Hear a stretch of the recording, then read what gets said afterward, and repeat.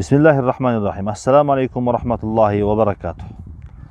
Adamlar bu dünyanın beyişine gire albasa, Allah adamlar kıyamet gününde dağın Allah Tala'nın beyişine dağın gire alışmaydı. Bu dünyanın beyişinin insan özünün aylana çevresindeki, je olsam özü yaşagan yerdeki bir tuğanlarına, joldoşlarına, özü жүрген yerdeki jaratılışka жақшылықты kalamay sayın, al adam bul dünyanın dağın ahiretin dağı beyişine gire albaydı. Oşan üçün Ali raziyallahu anhu mınday deydi sözünde. Allah Taala özünün kebirki adamlarını köptөгөн adamlar üçün jaratkan deydi. Atayın. Sebebi alar oşol başka adamlardan işlerini бүтürüp, muhtaçlıklarına jardam berip, alardın жашоосу ушундай deydi. Başka adamlarga jardam berет. Bir kıyınçılık bolgon bolsa, attı başlı adamlardan aslında barış gerek, bir işini bütürüş gerek bolgon bolsa, oşol adamlardan işini bütüröt.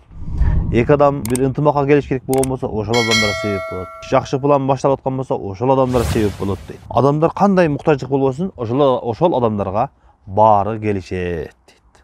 Ошолор чындыгында кыямат күнүндө Алла Тааланын азабынан, коркунучунан, кыйынчылыктан амандыкта кала турган адамдар ошолор. Демек, урматтуу бир туугандар, бул дүйнөдө жакшылыкты башка адамдарга каалоо бул инсандын эң жакшы бир өзгөчө бир сыпаттарынан бири болуп эсептелет. Adamlarga жақшылық қалау, жүрегі ошондой таза болуу чындыгында бул дүйнөнүн бейиши болуп эсептелет.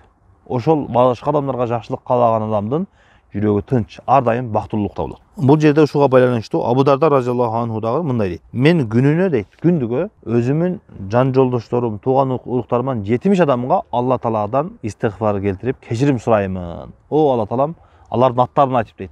O Allah Talam palanca dostum, o Allah Talam palanca ustazımı, palanca joldoşumu, palanca koşnamı keçirgin dep Allah Taladan keçirim surayımın deydi. Karasanızlar, al adamdın жүрегі kандай taza. Başka da özünün tuğan uruğu, dostları üçün Allah Taladan keçirim suraydı eken. Kim başka adamga жақшылыкты каалаган болсо, mal, mülkü, байлыгы, авторитети жок болсо деле, ошол başka adamга жақшылыкты ошентип Allah Taladan жақшылыктарды сурап, жүрөгү таза болуп, başka adamlarga düşündüp жақшылыкты кааласа болот экен. Суфиян ибн Уяйна деген алым айтат бул жерде. Мен бир жаңы, жакшы, кымбат кийимди кийип дейт. Кошуналарым астынан өтүштү, жакшы көрбөймүн. Себеби мен ушундай кымбат, жакшы кийимдерди кийип кошунам жанынан өтсөм, жанагы колунда жогорак кошунан. Балким алар мени жамандап, күнөөгө батып калышат дейт. Өзүнү ойлобостон балким ушул кошунасы meni жамандап күнөөгө түшүп калбасын деп өзүнү этият кылат экен. Көрдүңүздөр урматтуу бир туугандар, башка адамдар мени жамандап, алардын соонун мени алып алайын деп аракет кылбастан, балким алар мени жамандап күнөөгө батып калбасын дейт. Алардын акыретини, жүрөгүн ойлоп ушундай кылат экен. Ошон үчүн мына жерде дагы бир алым айтат. Өзүңүн жакын, билген, жакын адамдарынын укуктарыны, же болбосо ошолорго жардам берүүнү таштап коюу бул эң пастык нерсе дейт. Ал эми ошолордун муктаждыктарына жардам берүү бул адамдын даражасын көтөргөнгө себеп болот дейт. Фахмадуллаха аля залик дейт. Демек, адамдарга жардам берип, адамдар сага муктаж болгондугуна сен Алла Таалага шүгүр кылып, Алла Таалага ыраазычылыгыңды билдирген. Васару иля кадаи хаваижихим, васариу иля кадаи хаваижихим ва масаррихим такафау алейхи дейт. Ошондуктан башка ошол сага муктаж болгон адамдарга сен жардам берип, аларды сүйүндө турган, аларды кубандыра турган иштерге шашылгын.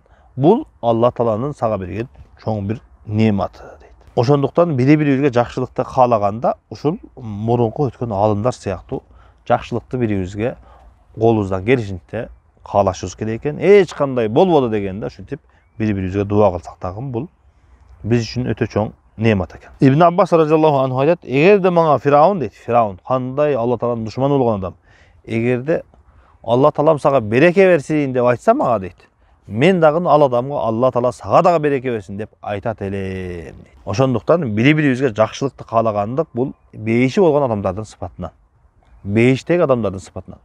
Ошондуктан Алла Таала баарыбыздын жүрөгүбүздү таза кылып, бири-бирибизге жакшылыкты каалаган адамдардан кылган болсун деп Allah Teala'dan sorayız. Bismillahirrahmanirrahim. Khuzil afwa wa'mur bil urfi ve a'rid anil cahilin. Keşirimdүүлүктү adamlarda keşirebiliş gerek. Adamlarda keşirgin, Adamların arasında жақшылық, игілік, ынтымақ ушундай нерселерге себеп бол. Wa a'rid anil jahilin. Adamlardan köpçülüktün arasında көп adamlar var. Kebirkiler tuğra emes düşüngönдөр var, kebir ilimsizi var, adepsizi var. Alardın bardığının bir üzürdü aytıp, bul bilbey, düşünbey, je bolsam bilbey kaldı, adaşıp kaldı dep, alardın barına bir üzürdü aytkandagın deyt.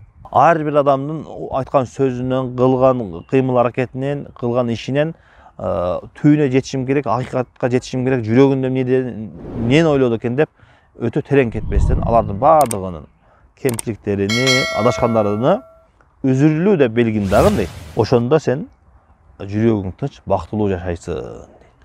Алла Таалам барыбызды бул дүйнөдө дагы, ахиретте дагы бейиш ээлеринен кылган болсун. Жүрөктөрүбүздү таза кылып, адамдарга ар дайым жакшылыкты каалаган, өзүнүн сүйүктүү кулдарынан кылсын деп Алла Тааладан сурайбыз. Ассаламу алейкум ва рахматуллахи ва баракатух.